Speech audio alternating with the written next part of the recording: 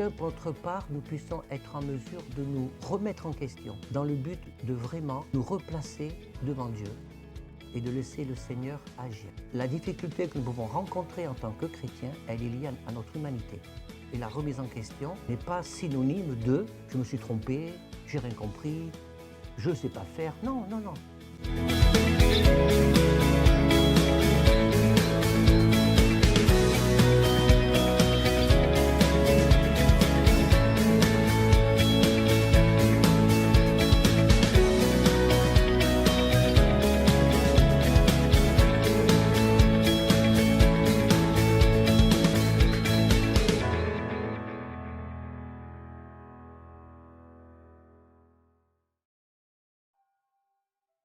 Que la grâce et la paix vous soient données de la part de Dieu, notre Seigneur Jésus-Christ.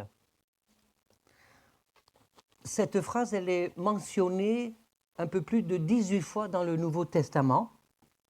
Et vous savez, c'est une phrase que l'on retrouve souvent dans les écrits.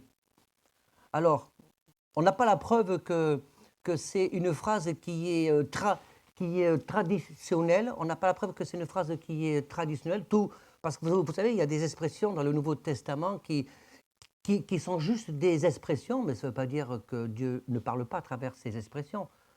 On peut dire beaucoup d'expressions d'une façon profonde et sincère dans notre cœur ou d'une façon superficielle. Quand on dit joyeux anniversaire, c'est une expression, mais ça peut être aussi vraiment profond parce qu'on aime profondément la personne, par exemple, à qui on souhaite un joyeux anniversaire. Mais le fait est que cette phrase a été prononcée plus de 18 fois dans le Nouveau Testament par Pierre, par l'apôtre Pierre, par l'apôtre Paul, par l'apôtre Jean. Et voyez, je crois que nous sommes des hommes et des femmes ici profondément attachés à la parole de Dieu, aux Écritures. Et nous ne devons pas oublier que cette parole qui nous enseigne, qui nous fait du bien, qui est la parole de Dieu, et j'aime dire, c'est le patrimoine de l'humanité. Ce n'est pas le livre des protestants, des évangéliques, des charismatiques, des pentecôtistes, des catholiques, de tout ce qui se termine par ic ou par iste. C'est le patrimoine de la parole de Dieu. Dieu ne peut pas être enfermé dans une idéologie chrétienne, quelle qu'elle soit. Dieu est Dieu. C'est à nous à découvrir ce que Dieu veut vraiment pour nous et qu'est-ce qu'il a à nous dire. Parce que Dieu s'adresse à chacun d'entre nous. Et nous ne devons pas oublier que cette parole qui nous a été laissée, elle nous a été laissée, écrite par des hommes et des femmes, inspirés de Dieu, à un moment donné de leur vie, mais des hommes et des femmes de la même nature que vous et moi. Des hommes et des femmes de la même nature que vous et moi. Et ça, nous ne devons jamais l'oublier. Le titre de ce matin, c'est « Quand la réalité obscurcit ton chemin ». La vie avec Dieu nous donne beaucoup de joie. Nous avons tous et toutes vécu des expériences fortes avec Dieu, mais la réalité, c'est que la vie avec Dieu n'est pas un chemin facile, puisque Jésus lui-même dit « Celui qui veut me suivre doit rentrer par la porte étroite ». Jésus parle d'un chemin étroit et sinueux, mais ce n'est pas antinomique et incompatible avec certaines difficultés que nous pouvons traverser, parce que la difficulté n'est pas un critère de dire « je suis dans le chemin de Dieu ou pas, je me suis trompé ou pas ». La difficulté, elle est simplement liée. Et ça, si nous ne le comprenons pas, ça va être compliqué de marcher avec Dieu sur du long terme. La difficulté, elle est simplement liée à notre humanité. La difficulté que nous pouvons rencontrer en tant que chrétiens, elle est liée à notre humanité, à nos conceptions, à nos croyances. On a des croyances. Quand on est né de nouveau, on arrive dans ce... Quand la Bible dit, je dis ça pour ceux qui peut-être ont encore besoin de découvrir le Seigneur, quand on est né de nouveau, quand on a accepté Jésus comme Seigneur et Sauveur, est-ce que tu peux dire ce matin, je ne vais pas faire de sondage, ce matin, je désire juste, l'objectif de mon message ce matin, c'est que je désire juste vous interpeller. Je désire que nous soyons interpellés. Je désire que chacun pour notre part, nous puissions être en mesure de nous re-questionner, de nous remettre en question, dans le but de vraiment nous replacer devant Dieu et de laisser le Seigneur agir. Parce que le questionnement et la remise en question n'est pas synonyme de « je me suis trompé, j'ai rien compris, je ne sais pas faire ». Non, non, non. La Bible, Dieu nous enseigne dans sa parole, notamment l'apôtre Paul à Timothée, c'est la parole de Dieu, elle est là pour nous corriger. Corriger, littéralement, dans le sens changer de voie, changer de direction ou réajuster. Donc, je voudrais vraiment que ce message puisse vous interpeller. Et si la vie avec Dieu donne beaucoup de joie, on vit des expériences fortes. Ce matin, on avait une louange. J'étais vraiment connecté avec le Seigneur ce matin. Et la réalité, parfois, de la vie, elle nous rattrape et elle vient assombrir notre chemin. La réalité des épreuves, la réalité de toutes sortes d'incompréhensions que l'on peut vivre, la réalité des blessures présentes et passées qui ne sont pas réglées, la réalité du souvenir de certains drames que peut-être tu as vécu et qui t'a profondément marqué et qui parfois, il suffit d'une petite étincelle, d'un moment vécu dans le présent, d'un drame ou d'un traumatisme que tu as vécu dans le passé pour que ça puisse réveiller des souffrances en toi que tu pensais oublier et qui en fait n'ont jamais été réglées, et que quand tu vis cette réalité-là, c'est que ton chemin s'assombrit, et quand tu vis cette réalité-là, quand je dis que Dieu donne beaucoup de joie, c'est que dans ce chemin de joie que Dieu nous propose, c'est qu'il il permet que cette réalité puisse être vécue parce qu'il veut guérir, en fait. Ça ne peut pas être autrement.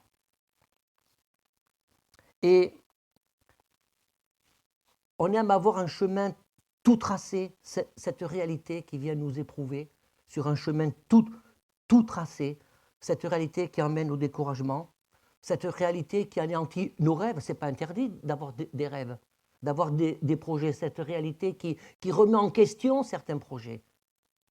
Le problème avec les rêves ou les projets, c'est qu'on veut enfermer Dieu dans nos rêves. Et je vais vous dire ce matin, avant d'aller plus loin, c'est que Dieu n'est pas là pour répondre à tes rêves. Dieu est là pour toucher ton cœur, pour que tu puisses rentrer dans les projets qu'il a prévus pour toi, et c'est mieux. Il est fort possible que tes rêves correspondent à ce que Dieu a prévu. Ok. Il n'y a pas de... Je n'aime pas tout ce qui est raisonnement binaire, vous voyez. Donc, il n'y a pas de raisonnement binaire.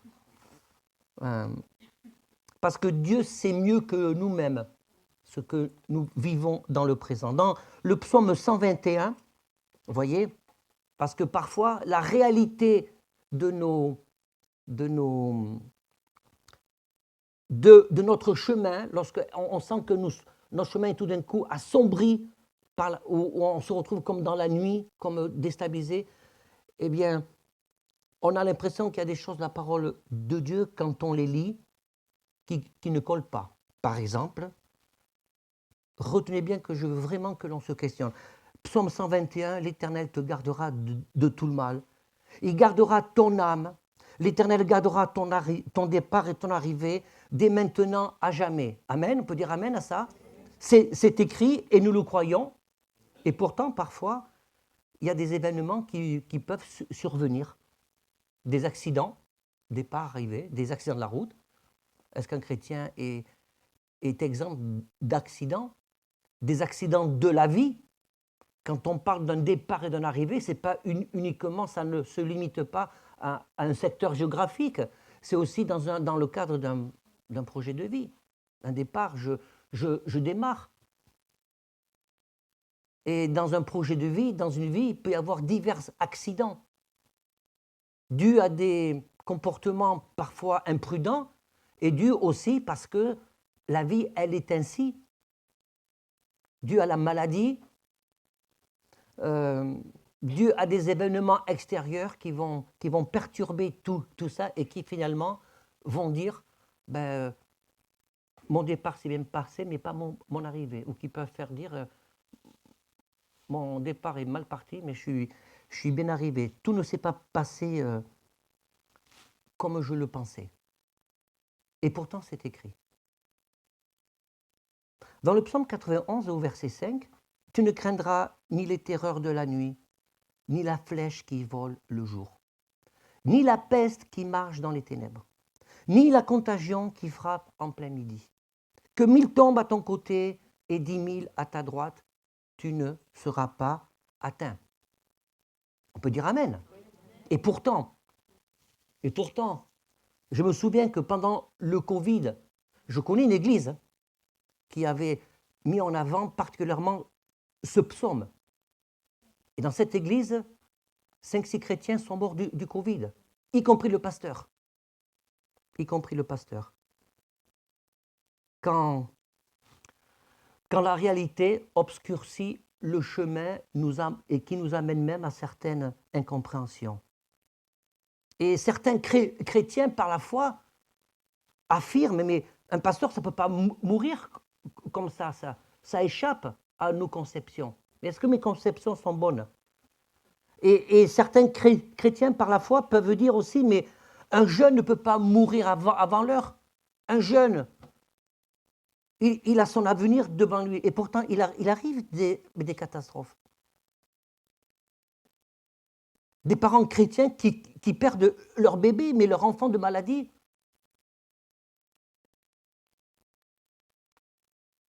C'est mourir trop tôt, quand la réalité vient assombrir le chemin, tout d'un coup, tout ce que j'avais prévu. Ou quelqu'un de ma famille, de ta famille, qui est dans une situation où tu te dis, sa vie est fichue, je ne sais pas comment elle va s'en sortir. Et ça t'impacte. Tu peux vivre des situations dans lesquelles tu n'es pas responsable ou tu n'es pas concerné, et pourtant, à cause des personnes de ton entourage proche qui le vivent, ça t'impacte. Et ça aussi contribue à mener la nuit sur ton chemin, quand la réalité obscurcit ton chemin. Marthe, elle avait dit à Jésus, « Seigneur, si tu étais arrivé avant, mon frère ne serait pas mort. Seigneur. » En fait, elle est en train de dire, elle est en train de pointer du doigt le Seigneur d'une certaine façon, pas directement, mais en disant, « Seigneur, tu n'étais pas au bon endroit, au bon moment, pour répondre à mon besoin. » Parce que la réalité de Marthe, c'est qu'elle pensait, à juste titre en plus, vous voyez, mais c'est ça qui est subtil, que Jésus était capable de guérir son frère. Mais les choses ne se sont pas passées comme ça. La réalité de Marthe, c'est que son frère est mort et que Jésus n'était pas là. Il était arrivé trop tard. Et ça, vous voyez, c'est révélateur d'une réaction charnelle, d'une réaction humaine. Et quand on vit ce sentiment, quand la réalité obscurcit mon chemin, il convient de se poser aussi des questions pour réfléchir. C'est bien de s'asseoir, de prendre un peu de recul pour réfléchir et finalement pour se dire, est-ce que j'ai plus confiance en mes projets que la façon dont je vis ma foi? Est-ce que mes projets sont plus importants que ma foi en Christ? Est-ce que mes rêves sont plus importants que ma foi en Christ? Et tout à l'heure, je parlais de positionnement charnel. Est-ce que mes convictions, mes certitudes sont plus importantes que ma foi en Christ? Quand tout d'un coup, mes convictions peuvent, à un moment donné de mon cheminement spirituel, peuvent être confondues par le Seigneur. Dieu nous confond parfois dans nos convictions, il nous bouscule. Peuvent être confondues par le Seigneur et c'est là qu'on peut se rendre compte, est-ce que mes convictions sont plus importantes que la façon dont je place ma foi en Christ? Et dans tout ça, parfois, on veut faire rentrer Dieu dans notre moule de notre chemin, de nos projets, de nos rêves. Et alors, on va, d'une façon naturelle, parce qu'encore une fois, c'est humain, on va récupérer des versets dans la parole de Dieu qui nous arrangent et qui valident ce qu'on a envie de faire. Même si c'est bien. Et puis, tout d'un coup, il y a une catastrophe. Et on dit, mais Seigneur, je ne comprends pas. Je sais que tu as mis ça dans mon cœur et puis il y a quelque chose qui fonctionne pas. Pourtant, tu l'as dit, Seigneur, hein, que tu garderas mon arrivée et mon départ. Tu l'as dit, Seigneur, que 10 000 tombent, je ne serai pas atteint par la peste. Mais tu l'as dit. Mais Seigneur, oui. Oui. Dieu l'a dit. Ouais. Et j'imagine très bien Dieu nous répondre, oui, je te l'ai dit. Mais j'aimerais peut-être que tu le comprennes autrement. Et Dieu peut rajouter aussi, arrête de prendre et de prononcer ma parole comme un slogan. Arrête de prononcer ma parole comme un slogan. Et l'image qui me vient à l'esprit, c'est parfois on prend la parole de Dieu quand il s'agit de prendre la parole de Dieu, on ne peut pas la jeter comme ça, comme un slogan. C'est comme si on allait dans un supermarché et que je prends 1 kilo de pâtes que j'aime bien, que je mets dans mon caddie. Des fois, on considère la parole de Dieu comme ça, comme un slogan. Et là, on est dans une incompréhension. Quand la réalité devient assombrir le chemin. Le psaume 42, je vais vous le lire. « Mon âme a soif de Dieu, du Dieu vivant. Quand irai-je et paraîtrai-je devant la face de Dieu? Mes larmes sont ma nourriture jour et nuit, pendant qu'on me dit sans cesse, où est ton Dieu? Ah, ces questions. Vous savez que en écoutant quelqu'un, cette personne disait, il y a plus de 700 mentions, écoutez bien, Ancien Nouveau Testament, il y a plus de 700 mentions dans la Bible où il y a le pourquoi. Soit il y a le pourquoi, soit ce sont des phrases ou des pensées qui amènent à des questionnements, mais sans réponse. La Bible est remplie de passages de questionnements sans réponse. Seigneur, je ne comprends pas. Et il y a beaucoup de pourquoi dans la Bible. Il y a un psaume dans la Bible, c'est le psaume 73, qui parle spécialement, et j'y reviendrai tout à l'heure, de l'injustice. J'y reviendrai un peu plus tard. Prenons le découragement d'Élie, ce puissant prophète de Dieu.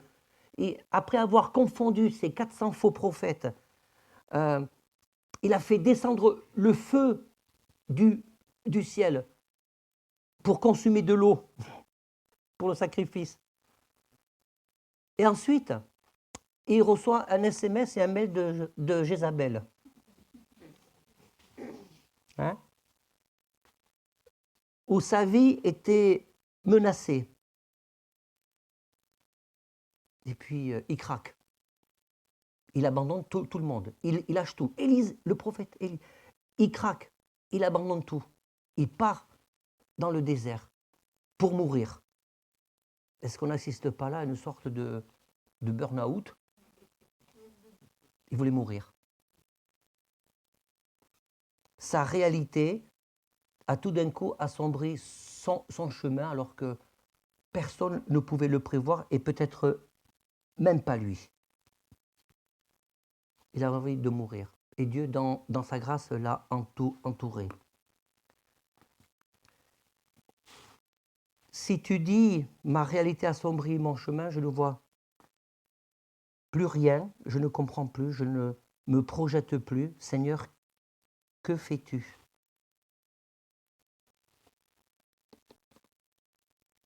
Comment dois-je m'appuyer sur ta parole? Seigneur, est-ce que je peux toujours compter sur toi? Parce que ma réalité, ce n'est pas celle que j'avais imaginée avec toi.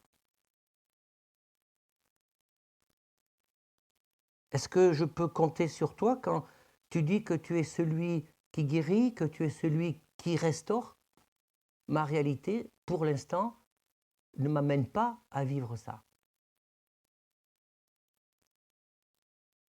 C'est important de se poser ce genre de questions pour éviter d'être dans le déni.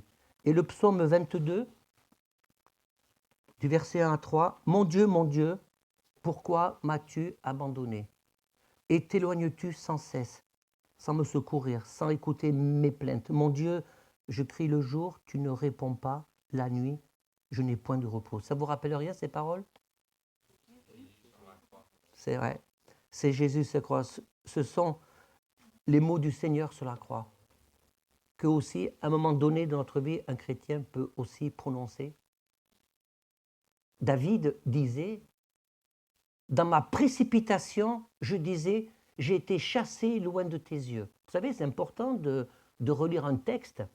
Quand on lit un texte, ne pas confondre entre la parole de Dieu directement pour nous interpeller, écoutez bien ce que je vais vous dire, et la parole d'un homme qui est rapportée par le Seigneur, certes, mais la parole d'un homme qui exprime un sentiment et un questionnement pour après comprendre quelle va être la nature de l'action de Dieu. Vous me suivez?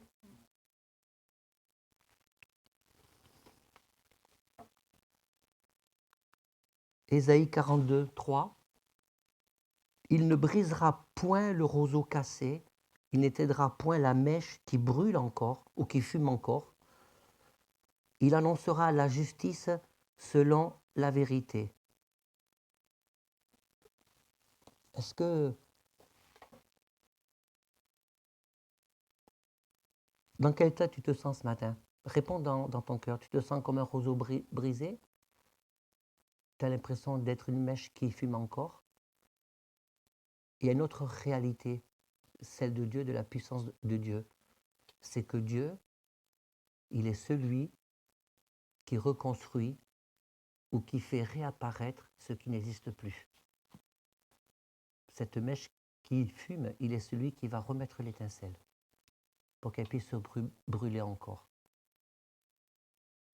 Il est celui qui va réparer ce qui est cassé pour que ce qui est cassé puisse être réparé et qui puisse être redressé. Et je vais enchaîner en disant qu'il est le Dieu de la souffrance. Il est le Dieu de la souffrance dans le sens qu'il agit dans ta souffrance. Il est le Dieu qui agit dans ta souffrance. Et le problème, lorsque la réalité vient assombrir le chemin, c'est que on cherche une issue et on oublie ce psaume merveilleux, ta parole est une lampe à mes pieds. Si la Bible nous fait comprendre que cette parole, elle est un phare, elle est une lampe, si Jésus nous fait comprendre que le chemin pour le suivre, pour être son disciple, ce n'est pas le boulevard, ce n'est pas le grand chemin, c'est un chemin qui est difficile, c'est parce qu'on a besoin d'être éclairé. Et si j'ai besoin, et si tu as besoin d'être éclairé, c'est parce qu'à l'évidence, tu vas traverser des moments sombres. Et c'est dans ces moments sombres que tu as besoin de continuer d'avancer, parce que Dieu ne veut pas que tu t'arrêtes parce que tu traverses des chemins sombres. Dieu veut que tu continues avec sa parole, parce que tu mets plein phare de sa parole, et elle va t'éclairer sur le chemin, tu vas continuer à avancer. Sinon, il n'y a aucun intérêt à vivre avec le Seigneur. Sinon, ça devient une religion. On accomplit des rites, et puis on se débrouille comme on peut, et puis tout est en façade, et il n'y a rien qui se passe en profondeur. Vous savez que la Bible qui développe le mieux ce concept de la souffrance et de cette relation avec Dieu, c'est le livre de Job. C'est Job. Je vais vous lire un extrait du livre de Job, pas tout entier. Job 6, 9. « Voici que je crie à la violence et nul ne répond. J'implore justice. Point de justice. » C'est Job qui parle. Il m'a fermé toute issue et je ne puis passer. Il a répandu des ténèbres sur mes sentiers. Il m'a dépouillé de ma gloire. Il a enlevé la couronne de ma tête. Il m'a brisé de toutes parts et je m'en vais. Il a arraché mon espérance comme un arbre. Job, alors il faut lire tout le livre de Job et prendre le temps de comprendre le contexte, de savoir ce que vraiment dit le texte. Job, il est en train d'exprimer une souffrance, un ressenti qu'il vit vraiment. Vous savez que Dieu a dit à Satan, avant que Job puisse vivre cette tourmente, tu as vu mon serviteur, comment il est intègre? Et si on lit bien, mais le texte, c'est pas Dieu. Dieu n'a pas dit à Satan, tu vas voir, mais Lucifer, je vais casser Job, je vais le briser, et tu vas voir. Non, Dieu n'a pas dit ça. Donc Dieu n'a rien enlevé à Job. Dieu n'a rien enlevé à Job. Dieu a donné une autorisation à Satan. C'est tout. C'est Satan qui a fait le boulot, c'est pas Dieu. Et Job, il a perdu, tous ses enfants sont morts. Job a perdu toute sa fortune. Il lui restait sa femme, et on voit dans les textes, elle avait vraiment du mal à le comprendre. Elle ne le comprenait plus. Alors non seulement il a tout perdu, fortune et enfants, mais en plus, il semblerait qu'il avait des problèmes de couple. Ils étaient plus sur la même longueur d'onde. Sa femme ne le comprenait plus. Elle le jugeait même à des moments.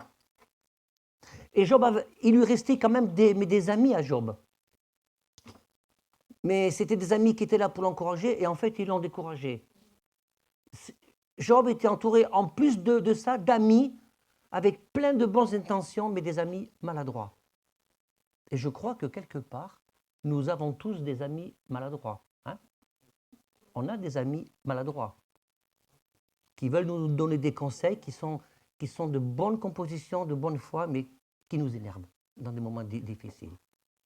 Mais ceci étant, nous avons, nous aussi, été des amis maladroits. D'accord? Il ne faut pas dire les autres, moi ou je. Tu as aussi, nous avons aussi été, à un moment donné, certainement des amis maladroits parce qu'on n'a pas saisi, on n'a pas compris. Parce qu'on ne s'est pas toujours écouté. Mais quand même, en même temps, plus loin, dans le chapitre 19, dans le même chapitre, Job dit « Je sais que mon Rédempteur est vivant. Je sais que mon Rédempteur est vivant. » Je ne l'ai pas écrit, je vais vous le lire. Et il se lèvera le dernier sur la terre, quand ma peau sera détruite. Il se lèvera quand je n'aurai plus de chair, je verrai Dieu, je le verrai, et il me sera favorable, mes yeux le verront, et non ceux d'un autre, mon âme languit d'attente au-dedans de moi. C'est fou ça. Dans sa souffrance, Job est en train de confesser la supériorité de Dieu. Que son attachement à Dieu ne dépend pas de son moment présent, ni ne dépend pas, n'est pas lié au fait qu'à un moment donné, son chemin s'est considérablement assombri, et pour le coup, je ne voyais pas comment il pouvait se projeter avec tout ce qu'il avait perdu, mais il a su lever les yeux vers Dieu, et c'était souvent ce type de réponse que Job faisait à ses petits amis maladroits. Et Job tourne son regard vers une autre réalité, qui est la personne de Dieu. Alors maintenant, je vais revenir au psaume 73 pour terminer. Psaume 73 qui nous dit « Quand j'ai réfléchi là-dessus pour m'éclairer, la difficulté fut grande à mes yeux, jusqu'à ce que j'eusse pénétré dans les sanctuaires de Dieu et que j'eusse pris garde au sort final des méchants. » Rappelez-vous que le psaume 73 est celui qui met en avant cette espèce de confusion, c'est-à-dire que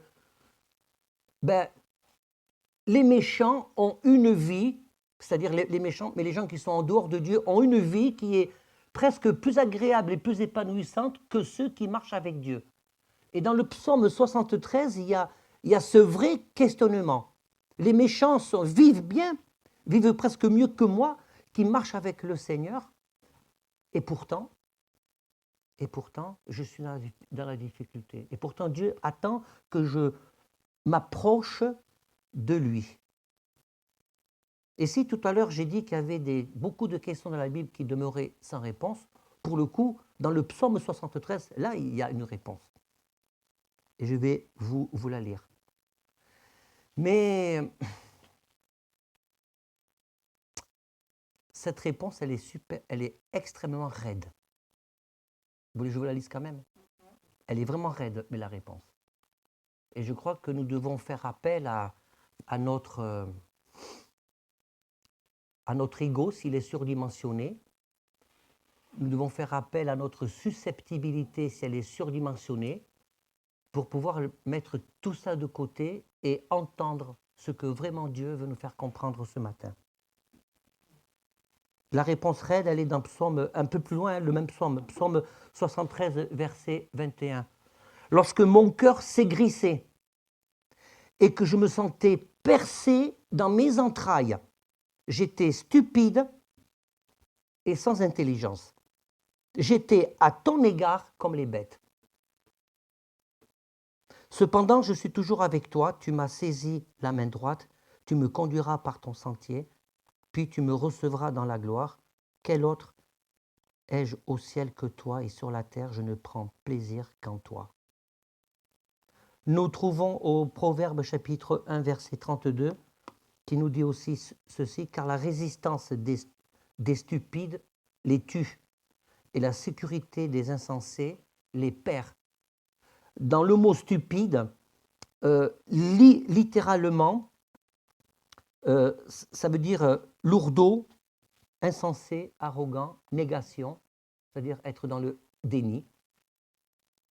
Et littéralement, lorsque je vous ai lu au psaume 73, verset 21, quand je me sentais percé dans mes entrailles, littéralement, c'est pas au sens propre du terme, c'est dans mes émotions. Dans le cœur de mes émotions. Quand tu te sens percé dans ton être, dans ce que tu es, quand tu te sens tout d'un coup en insécurité de ce que tu pensais être solide en toi et que tout d'un coup tu te rends compte que finalement c'est pas si solide que ça. Quand tu te sens percé, il y a plusieurs réactions à avoir. Et ce psaume, quand mon cœur s'aigrissait, soit je me laisse piéger par l'aigreur, par le ressentiment, et à ce moment-là, Dieu fait le constat que c'est une réaction qui est totalement stupide et sans intelligence. Et Dieu attend que l'on puisse le reconnaître. Autrement dit, quand je me sens percé, atteint dans mes émotions, dans mon être tout entier, au plus profond de mon cœur, si je reste dans mon arrogance, si je reste lourd, si je me comporte comme un sot, comme quelqu'un qui ne réfléchis pas, ou si je reste dans la négation, eh bien, je suis quelqu'un sans intelligence et je ne peux pas permettre à Dieu d'agir au fond de mon cœur. Et voyez-vous, la résistance à l'action du Saint-Esprit t'éloigne de Dieu et te maintient dans la nuit de ton chemin. Parfois, quand on parle de résistance au Saint-Esprit, on se dit, il m'est arrivé d'aborder des sujets sur la résistance au Saint-Esprit parce que le Seigneur a des choses à te dire. Et c'est vrai, hein, parfois on résiste au Saint-Esprit quand le Seigneur veut te parler, quand le Seigneur t'appelle, quand le Seigneur tape à la porte de ton cœur pour te dire, tu vois, je ne suis pas encore ton maître et Seigneur. Je frappe à la porte de ton cœur parce que je veux rentrer dans ta vie, je veux que tu puisses dire après, je te confesse comme mon maître et Seigneur. Et ce que Dieu veut, c'est nous faire comprendre que nos raisonnements humains, même compréhensibles, même justifiés, parce que quand on souffre, à un moment donné, la réaction humaine primaire, c'est l'aigreur, c'est le ressentiment, c'est que la souffrance est fatigante, c'est que la souffrance, elle est déstabilisante, puis la souffrance fait mal, c'est le propre de la souffrance. Mais ce que Dieu attend, et je poursuis dans ce que j'ai lu tout à l'heure, cependant, dans le verset du psaume 73, cependant, je suis toujours avec toi. Tu m'as saisi la main droite, tu me conduiras par ton conseil, tu me recevras dans de la gloire. Quel autre irai-je au ciel que toi? Et sur la terre, je ne prends plaisir qu'en toi. Vous savez, c'est la même formulation qu'employé Job de ce que j'ai lu tout à l'heure. Quand il parle de sa chair et de sa peau qui va disparaître, il parle de cette rencontre avec Dieu pour l'éternité. Et ça nous ramène au principe fondamental de notre foi, qu'un jour, nos yeux verront Jésus. Et la question n'est pas « Ah, mais je souffre, ah, mais en ce moment, c'est un peu sombre dans ma vie, dans mon chemin, je ne sais pas trop où je vais, je n'arrive pas trop à me projeter. » Ce n'est pas ça la vraie question.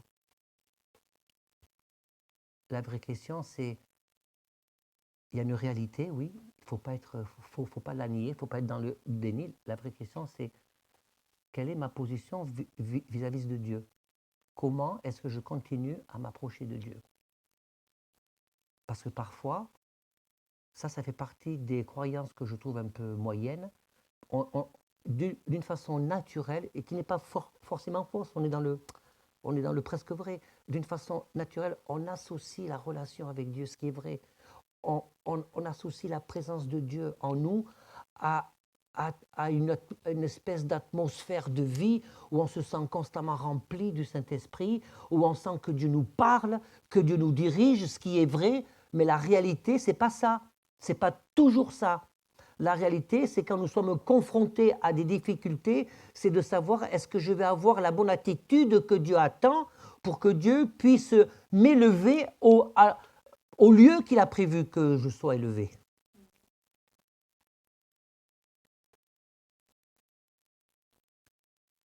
Et si tu veux trouver de la lumière sur ton chemin assombri, si quelqu'un ici a l'impression passe par une phase où son chemin est assombri, bien, c'est d'accepter. Cherche pas des réponses.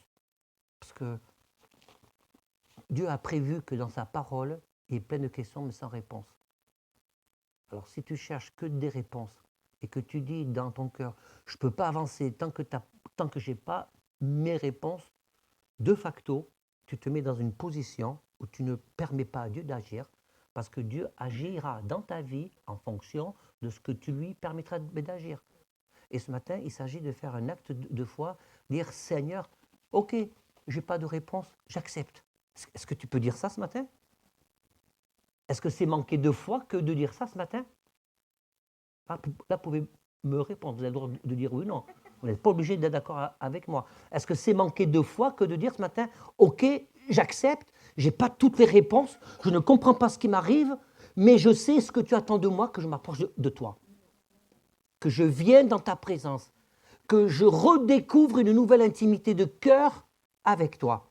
Je vais vous suggérer une façon de vous approcher de la croix du Seigneur. C'est-à-dire, si tu n'as pas la réponse, approche-toi quand même de la croix du Seigneur.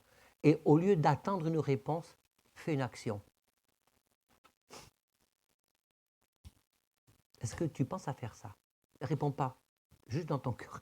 Est-ce que tu penses à faire ça? De faire une action au lieu d'attendre une réponse?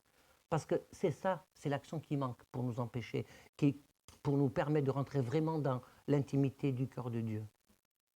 Parfois, on demande à Dieu que des réponses. On est comme des enfants. Je veux des réponses, je veux des réponses. Et parfois, on demande tellement à Dieu qu'on veut des réponses qu'on est braqué dans ce que je veux moi, dans mon besoin d'avoir des réponses, et on n'écoute pas la voix de Dieu. Et Dieu peut te dire aussi, mais moi aussi j'ai des questions à te poser. Je veux que tu agisses. Je veux que tu agisses. Et dans cette action, reviens à moi. Le fait de revenir à Dieu, c'est une action, hein, et qui n'est pas facile. Hein. Quand je suis dans l'ombre de mon chemin, et que je m'entends dire, ben oui, reviens à Dieu et tu verras. Vous pouvez faire cette expérience? Va à Dieu, reviens à Dieu, il y a des choses que tu ne comprends pas. Cherche la présence de Dieu, cherche le cœur de Dieu. C'est un vrai défi. Parce que c'est facile de dire la foi vient de ce qu'on entend, et de ce qu'on entend vient de la parole de Dieu. La foi, c'est le principe de croire des choses qui ne sont pas, qu'on ne voit même pas, mais qui vont quand même se produire. Vous êtes d'accord avec cette définition de la foi? Mais le problème, c'est qu'on ne se l'applique pas. Parce qu'on veut des réponses. On regarde là ce qui m'arrive. Donc, si on veut appliquer ce principe, eh bien, faisons-le, fais-le dès maintenant. Et je crois que Dieu veut t'interpeller ce matin. Fais-le dès maintenant. Applique ce principe. Cherche pas des réponses. C'était le message de ce matin. Mais redécouvre tout à nouveau la pensée de Dieu, l'intimité de la relation, l'intimité du cœur de Dieu. Parce que tout passe par là. Ta relation avec Dieu. Est-ce que tu peux dire ce matin, Seigneur, je veux vivre quelque chose de nouveau avec toi. Je veux arrêter avec mes questions. Je ne comprends pas ma situation. Je ne comprends pas mes souffrances. Peut-être que le Seigneur est en train de te dire, il y a des choses qui remontent dans ta vie, qui te font souffrir. Des choses du passé que tu pensais avoir pardonné et qu'en fait, tu n'as pas pardonné parce qu'au lieu de pardonner, tu as choisi d'oublier. Et en oubliant, ben, tu n'as pas réglé. Et le Seigneur, dans sa grâce, pour ton bien-être, pour ton équilibre, permet que tu puisses passer par ce chemin difficile pour régler ce qui doit être réglé. Tu n'aimes pas souffrir, personne n'aime souffrir, mais ce que le Seigneur veut, c'est te guérir. Et pour guérir, parfois, eh bien, il faut ouvrir les plaies. Mais c'est en rentrant dans sa présence, c'est un vrai défi. Seigneur, je ne comprends pas, je vais rentrer dans ta présence. Je vais renouveler mon alliance avec toi. Je vais te demander pardon parce que j'ai pensé qu'à moi, j'ai moins pensé à toi. J'étais égocentrique sur mes demandes sans me soucier de ce que tu attendais vraiment de moi. Alors je rentre dans ta présence, Seigneur, et on verra. Et je verrai. C'est ça la foi. On verra. Je ne vais pas vous faire de promesses, je n'ai pas de réponse. Mais on verra. Amen. Lève-toi, mon âme, et souviens-toi, tous mes péchés, il l'a enterré. Ce n'est plus moi qui vis, c'est Christ qui vit en moi. J'étais mort, mais je suis passé de l'ombre à la lumière.